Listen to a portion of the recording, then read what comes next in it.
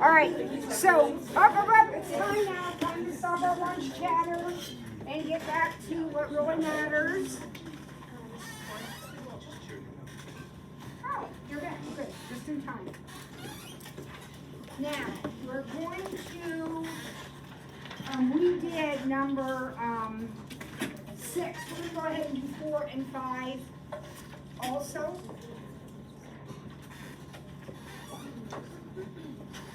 Right? So it helps me to think about what the question is asking me to do before I jump in and do it. So, this problem literally says, find the sine of the angle whose tangent is -1. Okay, remember, this notation always means the angle whose tangent is. In this case, -1. And now we're going to find the sine of that angle. Everybody with me? So, the first thing I have to do is figure out where this angle is. Now, it's an inverse tangent, which restricts me to here. It's a negative number, which isn't going to be here. So my triangle is again in quadrant 4. All that is going through my head, right? So I'm going slowly, thinking about all those things. Now, if the tangent is -1, doesn't the picture look like that? And the hypotenuse would be √2 by the Pythagorean theorem. Now, this one happens to be a special triangle, but it doesn't matter because I'm not finding the angle. What am I finding? The sine. And the sine is going to be opposite over hypotenuse. So, -√2/2 is the answer to the question. Okay? Now, what does that one say?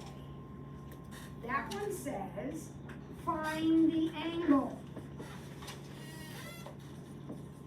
whose tangent is, so all of this is what this says right here. This says, find the angle whose tangent is the cosine of pi. All right, so what's the first thing I need to do?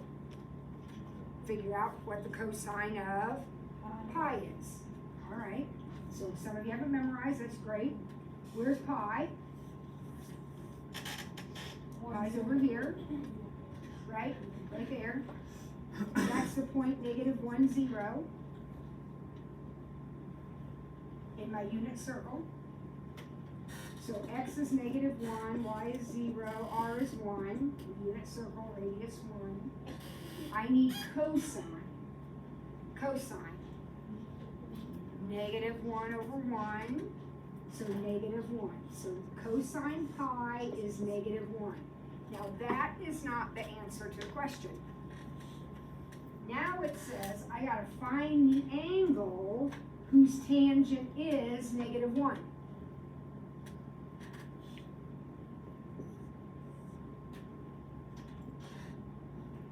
I'm either here or here. That's a negative number, so I'm down here. Same triangle I just drew a minute ago, but this time I actually want the angle, right? So what is that angle? If that's 1 and that's -1, this angle is 45, which in radians is pi over 4. Now figure out how you're going to answer that. Negative pi over 4. So the answer is negative pi over 4. Because remember, kids, inverse tangent is between -90 and 90. Or negative pi over 2 and positive pi over 2. Put your hand up. Okay. All right, so that takes care of those. All right, now, let's do number 7. This is a calculator problem, but there is a component that is not calculator. So I am gonna need a calculator for sure, but I'm also gonna need to know some things.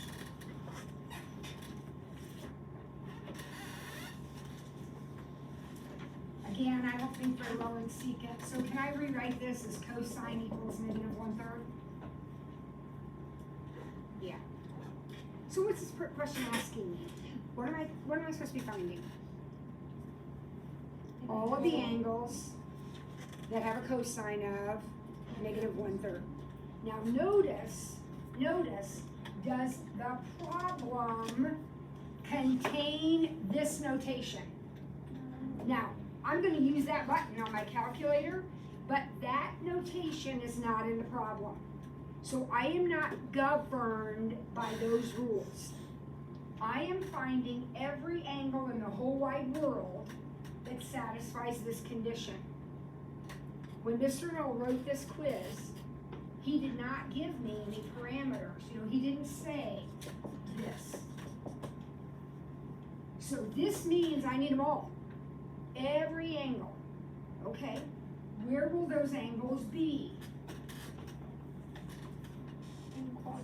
In quadrant. If you say 1, I swear I'm gonna come back and hit you. 2 or 4.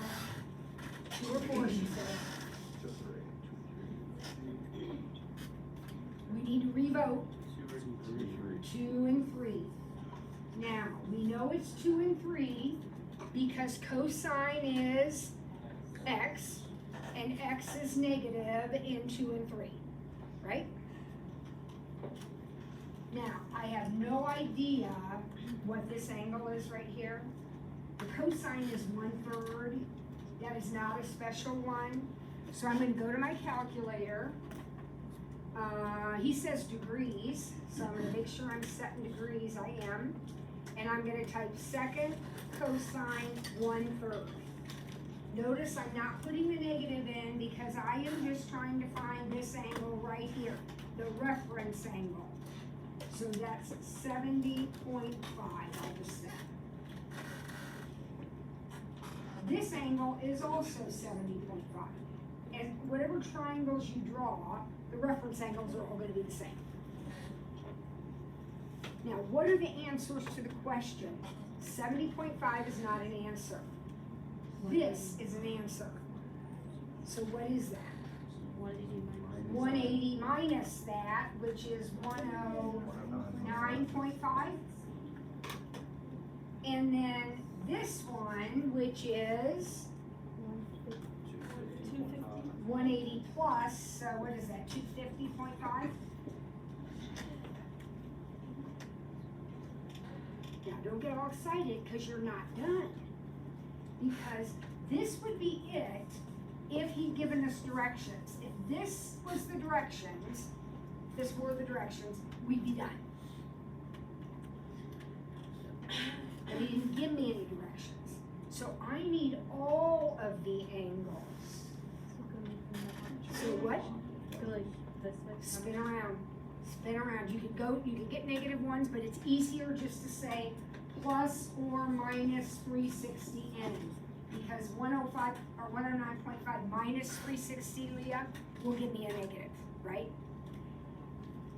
What am I doing here? What's this called? Who remembers? From the very beginning of the chapter, we're finding the coterminal angles. The coterminal angles. And how do we find coterminal angles? Plus or minus a revolution, which in degrees is 360.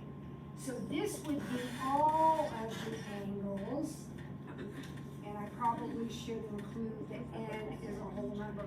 So what I'm doing is I'm saying 109.5 plus 1 revolution, so that would look like this, right? And then same thing with that one. I can back up a revolution, I can go 2 revolutions, I just keep spinning.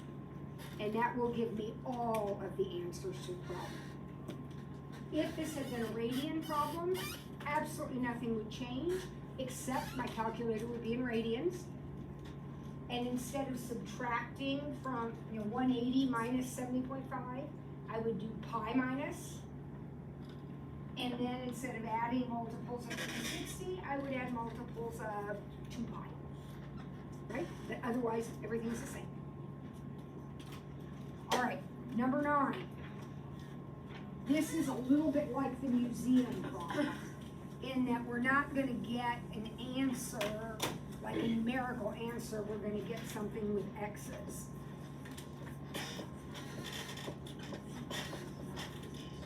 Okay, so stop right there where you are. What does this say? The cosine Find the cosine of the angle whose tangent is 2x. So step 1, I'm going to draw the angle whose tangent is 2x. Now, this notation automatically means you got restrictions. Inverse tangent is restricted to over here, right? We don't know what x is, so we're going to assume it's positive for a moment. And if it is, we're going to put it right here, right? And if the tangent is 2x, then won't the picture look like that?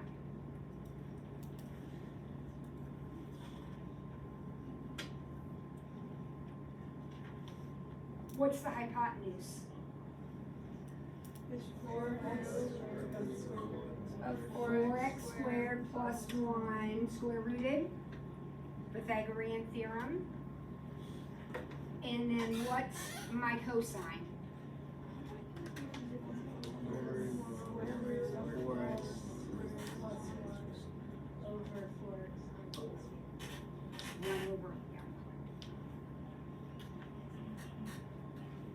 When we have questions like this where you'll get an answer like that, we don't need to like Rationalize it. rationalize. Mr. Shadio said that on the AP exam, which I know some of you aren't in calculus, going to take calculus AP, but some of you are, and he said the only things that need rationalized are the root 2s and root 3s and those things, the basic ones. He said the rest of it is, so I don't worry about that. All right. Okay, let's go back and do one more from part 1. So I can't remember which one we already did. So 1, 2, or 3, one that we haven't already done. We did 2, so 1 or 3? 3. 3. Notice that 3 does not use this notation, right? Therefore, I'm not bound by those rules. But I am bound by the rules that he said, which are 0 to pi.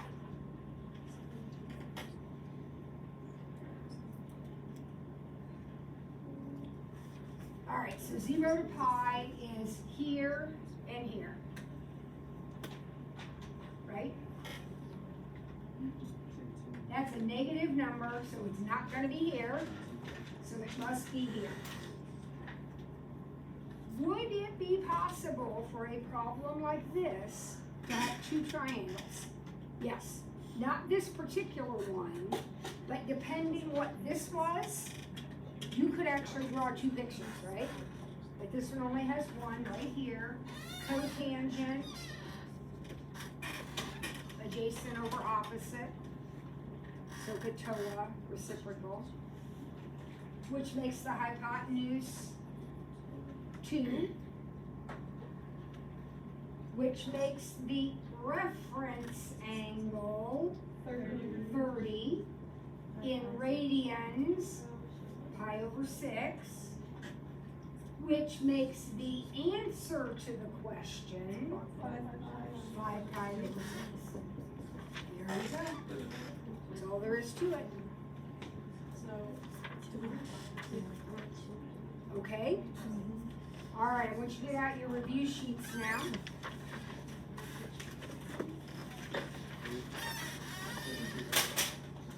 You're a mess, Chris. All right, Alright, so I'm getting out my review sheets. We'll start with review number 1.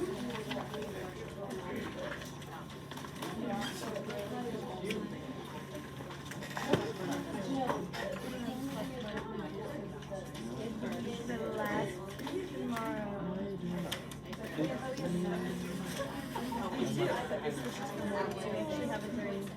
It's on school. Review number 1.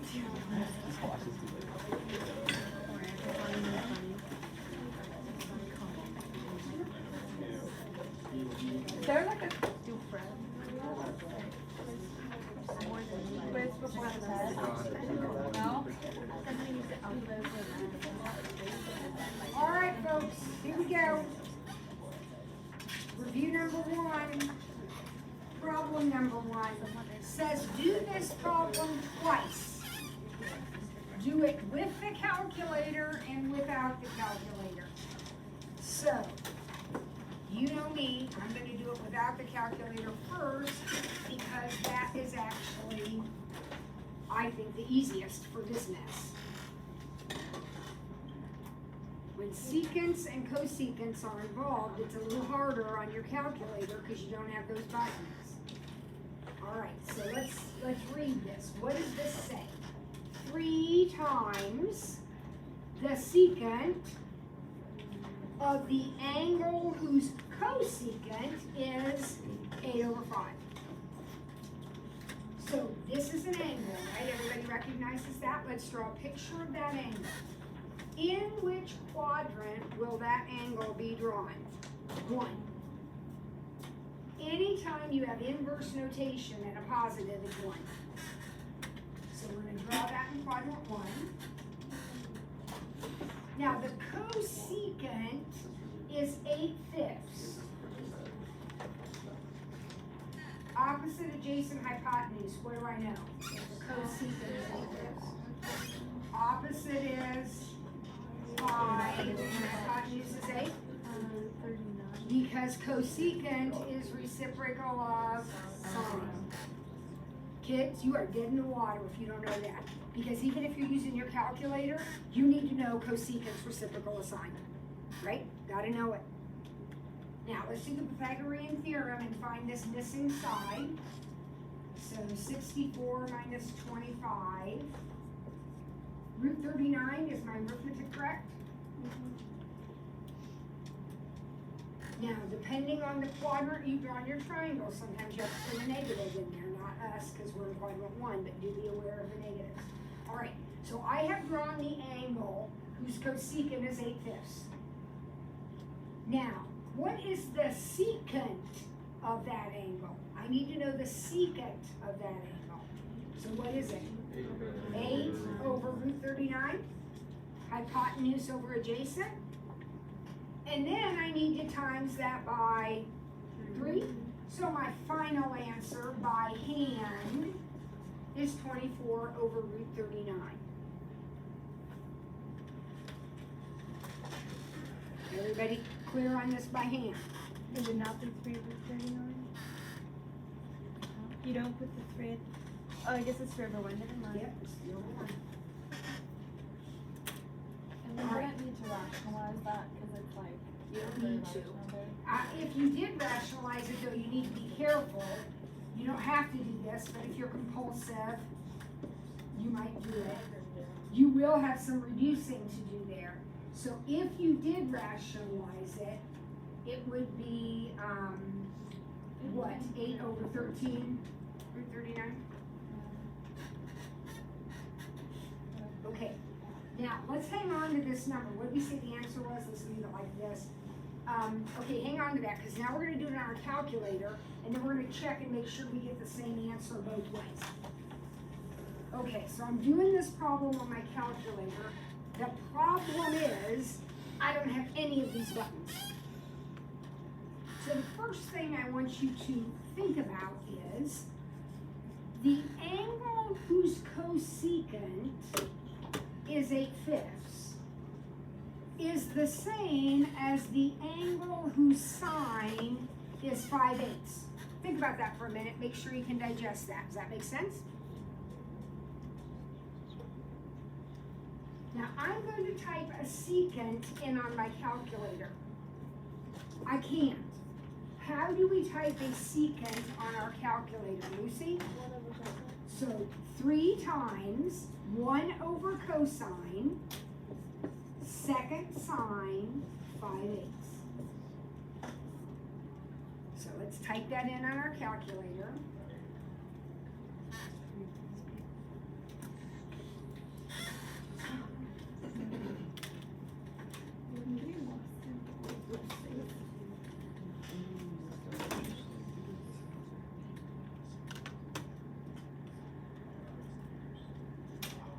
What'd you come up with on your calculator? 3.843? All right, now just for fun, do 24 divided by the square root of 39. And lo and behold, what happened? It's the same thing. Now, just be clear on vocabulary. Here, I very specifically said with calculator, without calculator.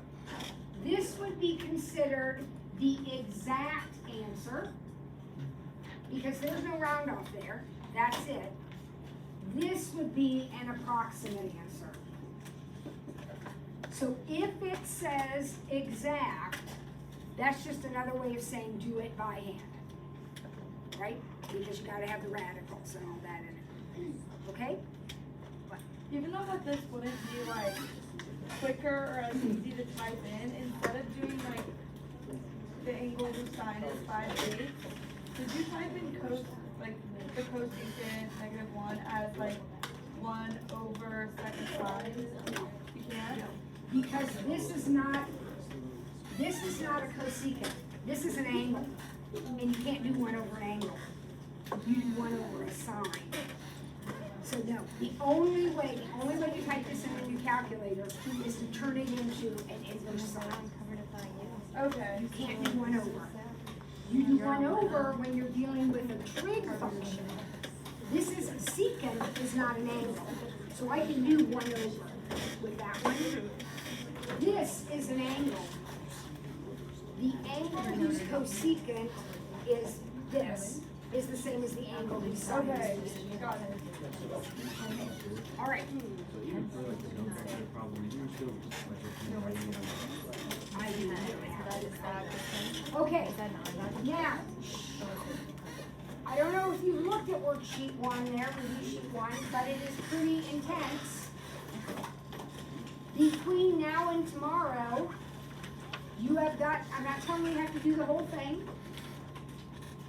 I'm telling you that you better look through it so that tomorrow you can come with good questions. Because my intent is not to plow through the whole review sheet with you. You do some legwork. I will plow through whatever I need to plow through with you. All right? So try a few problems, as many as you have time for. And then tomorrow, bring it in and we will work through it. The test is going to be